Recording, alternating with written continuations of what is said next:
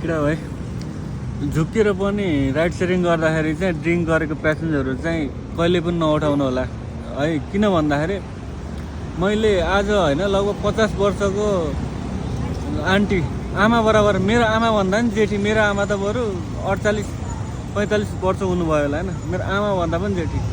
उहाँलाई चाहिँ मैले म चाहिँ राइड हान्थेँ, पेप्सी कोला पुगेको थिएँ कि, पेप्सी कोलाबाट चाहिँ मैले चाहिँ उहाँलाई उठाएँ होइन। अनि उहाँ चाहिँ ड्रिङ्क गर्नुभएको रहेछ कि, अनि मैले चाहिँ भनेको ड्रिङ्क गरेको मान्छेलाई चाहिँ म लाँदिनँ ल सरी भनेको। अनि ठुल्ठुला कुरा गर्नुभयो कि म यहाँ नेताको मान्छे ह्यान त्यान, मेरो पार्टीको मान्छे, म सरकारी जागिरी ह्यान त्यान भन्नुभयो। यस्ता खाएर कति हिँडिन्छ भन्नुभयो, झगडा गर्नुभयो होइन। अनि ल त नि भनेर अनि मैले हुन्छ त नि लैदिन्छु भने, अनि किन डिस्कस गर्नु अब भनेर लिएर आएँ। अनि लिएर आइसकेपछि पेप्सी कोलाबाट उठाएको रत्न पार्क आउनु पर्ने होइन। अनि 2 ठाउँ रोकेर कसलाई फोन गर्नुभयो के गर्नुभयो होइन, हुने नहुने बोल्नुभयो, एउटा फिटान कि रक्सी खाएर। अनि लास्टमा आएर दिल्ली बजारमा आएर चाहिँ मलाई के भन्नुभयो भन्दाखेरि रोकिदे, मेरो लोकेसन दियो होइन भन्नु। अब मलाई मसँग एपमै छ, राइड सेयरिङ एपमा छ होइन, कुन एप हो को मान्छे भन्ने चाहिँ मलाई पछि देखाउनु पऱ्यो भने देखाउँला होइन, तर अहिले चाहिँ देखाउनु। अनि के गर्नुभयो भन्दाखेरि पैसा फिर्ताले म यहीँ झर्छु भने रोक भनेर खुङ्गाल्न खोज्नुभयो। अनि मैले रोकिदिएँ, अनि झर्नुभयो होइन।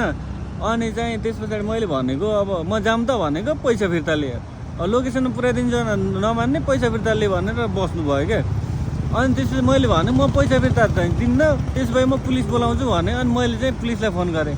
अनि मैले पुलिसलाई फोन गरिसकेपछि चाहिँ त्यो दिदीले चाहिँ मलाई के आरोप लाउनु भयो भन्दाखेरि मलाई चाहिँ टच गऱ्यो ह्यान त्यान गऱ्यो भन्न थाल्नुभयो कि होइन, झुटो आरोप के। अनि त्यस पछाडि पुलिसहरू आयो होइन। पुलिसहरू आएपछि चाहिँ अनि उहाँले भन्नुभयो कि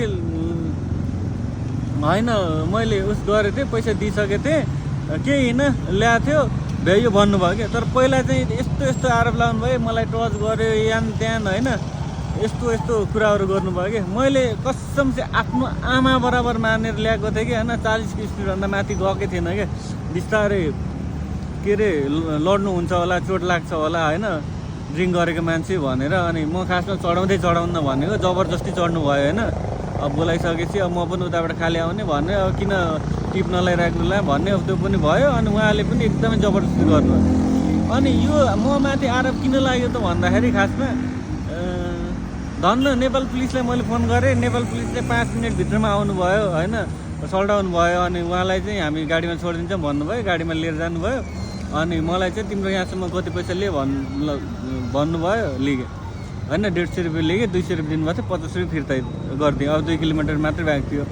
अनि यो मलाई आरोप लाउन खोजेँ किन भन्दाखेरि चाहिँ आफूले गल्ती गर्ने। अनि त्यस पछाडि मैले पुलिस बोलाउँदाखेरि चाहिँ सिधै महिलालाई हातपात गरेँ भनेपछि त छोरी मान्छे बच्छ, छोरा मान्छे फस्छ भनेर अनि त्यस्तो गर्नुभयो क्या। अनि त्यहाँको आन्टीहरूले सबै सुनिराख्नु भएको थियो होइन, उसको बानी बेहोरा के गरिरहेको थियो भन्ने होइन। आन्टीहरूसँग लडिरहेको थियो। आन्टीहरूले पनि भन्नुभयो कि होइन यो मान्छे गलत हो, यो मान्छेले यत्रो बिचरा मान्छे यस्तोलाई बचाउनु खोज्यो भन्नु।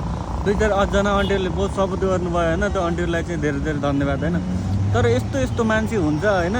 तर यो खासमा हुनुको कारण चाहिँ जुन महिलाहरूलाई हाम्रो नेपालमा छुट दिएको छ नि, त्यही कारणले सो त्यही आज चाहिँ मलाई राइड गर्दा अबदेखि म राइड गर्दिनँ जस्तो पनि फिल भयो कि होइन। गरे पनि लेडिजको चाहिँ नलिने होइन, लेडिजको लिइहाल्यो पनि, ड्रिङ्क गरेको मान्छे चाहिँ नलिने। सो सबैजना बस्नु होला होइन। आज चाहिँ कसम चाहिँ के यो नखाएको बिस लाग्यो भन्छ नि, नछोको बिस लाग्यो के। कसम मनमा यति के मलाई त कसम रुम्की आँसम भन्ने भएको थियो क्या। म पुलिस त्यही हो केटा हो।